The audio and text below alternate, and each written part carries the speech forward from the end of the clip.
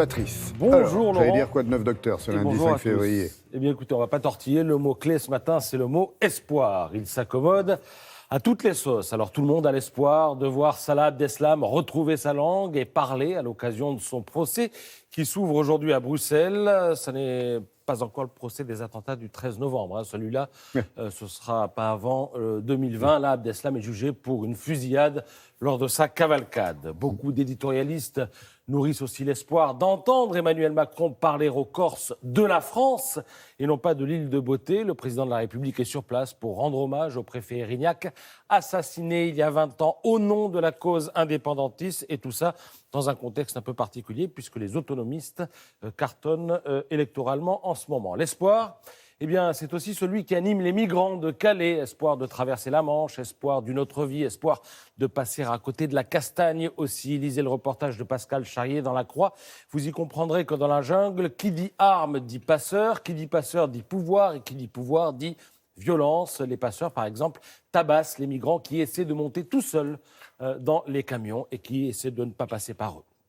L'espoir, je vous l'ai dit, prend plusieurs formes. Il y a l'espoir de ces anciens forçats du STO qui demandent réparation à l'Allemagne. C'est ahurissant. La guerre est finie depuis plus de 70 ans et ils attendent toujours. C'est à lire ce matin dans Le Parisien. Il y a l'espoir entretenu par les promesses. Aux États-Unis, par exemple, eh bien, la réforme fiscale de Trump fait tellement plaisir au patronat que ce dernier promet investissement et bonus pour les salariés.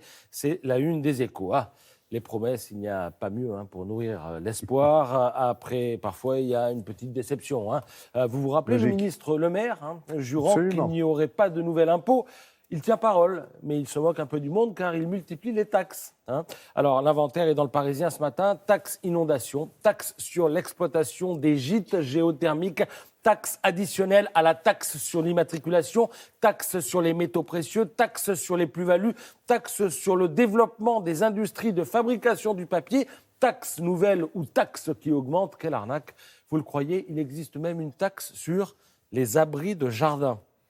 Et demain, à Paris, peut-être une taxe sur les deux roues qui se garent dans la capitale. Le Conseil de Paris doit en discuter aujourd'hui. Il nous apprend ce matin Le Parisien. Alors, en attendant, eh bien, la taxe sur les deux roues, le gouvernement a pensé à la taxe sur les 4 roulettes. Alors, je vous explique la manip. C'est dans Le Parisien ce matin. L'idée, c'est de taxer dès qu'un chariot élévateur se balade dans un entrepôt. Les mauvaises langues parlent de taxe anti-Amazon. Ce qui, tout à coup, redonne espoir à tous les ennemis des GAFA, vous savez, dont l'étincelant succès en énerve plus d'un. Prenez l'humanité, on y apprend ce matin qu'Amazon veut équiper ses salariés de bracelets ultrasoniques. Pourquoi ?